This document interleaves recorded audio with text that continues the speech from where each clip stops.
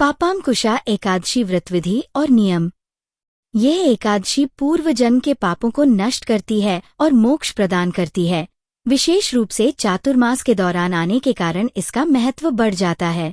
इसमें व्रत के पालन के लिए विस्तृत निर्देश दिए गए हैं, जिसमें शारीरिक और मानसिक शुद्धता बनाए रखना शामिल है, जैसे कि दशमी के दिन भोजन से परहेज करना, ब्रह्मा मुहूर्त में उठना और एकादशी के दिन अन्न का सेवन न करना।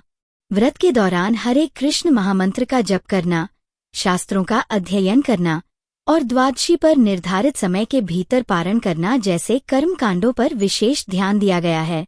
चातुर्मास के पवित्र समय में आश्विन मास के शुक्ल पक्ष में पापांकुशा एकादशी आती है, जो इस वर्ष 3 अक्टूबर 2025 शुक्रवार को है। ये एक बहुत ही विशेष एकादशी है क्योंकि यह चातुर्मास के दौरान आती है।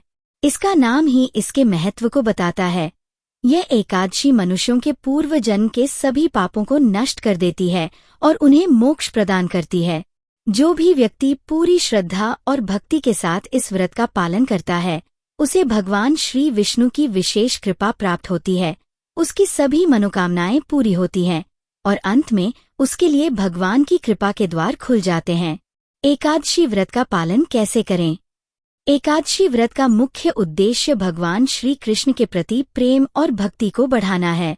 स्कंद पुराण के अनुसार यदि कोई शुद्ध भक्तों के साथ इस व्रत का पालन करता है तो उसे धर्म, अर्थ, काम और मोक्ष की प्राप्ति भी सरलता से हो जाती है। व्रत की तैयारी। दशमी के दिन। एकादशी से एक दिन पहले यानी दशमी के दिन रात में भोजन नहीं करना चाहिए। विशेषकर अन्न का सेवन बिल्कुल न करें। अगर भोजन करना आवश्यक हो तो शाम होने से पहले कोई हल्का भोजन ले सकते हैं। एकादशी के दिन की विधि। 1. सुबह जल्दी उठना।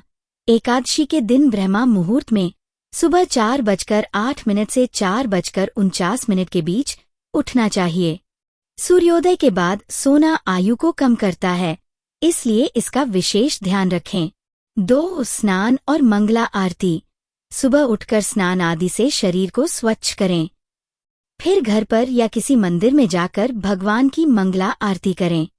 यदि ये संभव न हो तो आप ऑनलाइन भी मंगला आरती के दर्शन कर सकते हैं, जैसे कि इस्कॉन वृंदावन या मायापुर के YouTube चैनल पर।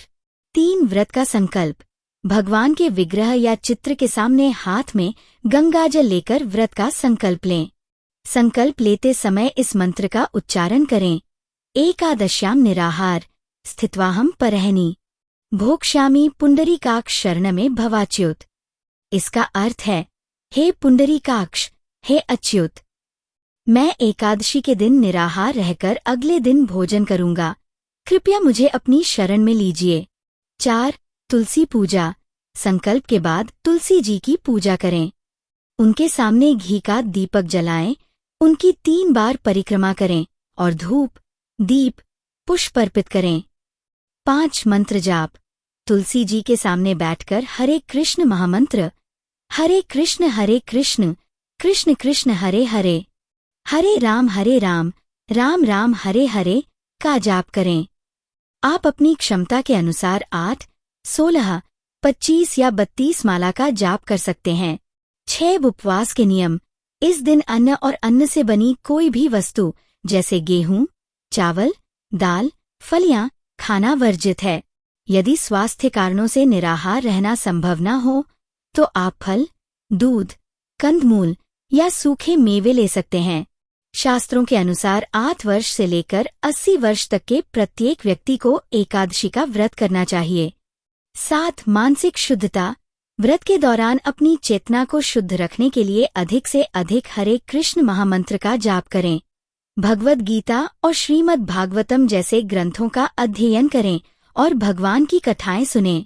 इस दिन झूठ बोलना, दूसरों की निंदा करना, अनावश्यक बातें करना और ज्यादा टीवी या मोबाइल का उपयोग करने से बचना चाहिए।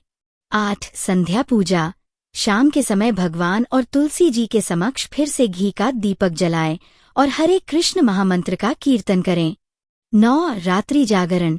शास्त्रों में एकादशी की रात को जागरण करने का सुझाव दिया गया है। यदि संभव हो तो जागरण करें, अन्यथा आप विश्राम कर सकते हैं। व्रत का पारण। द्वादशी के दिन।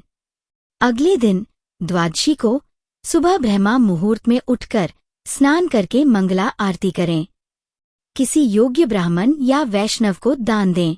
इसके बाद निर्धारित समय के भीतर भगवान को अर्पित अन्न प्रसाद ग्रहण करके अपना व्रत पूरा करें।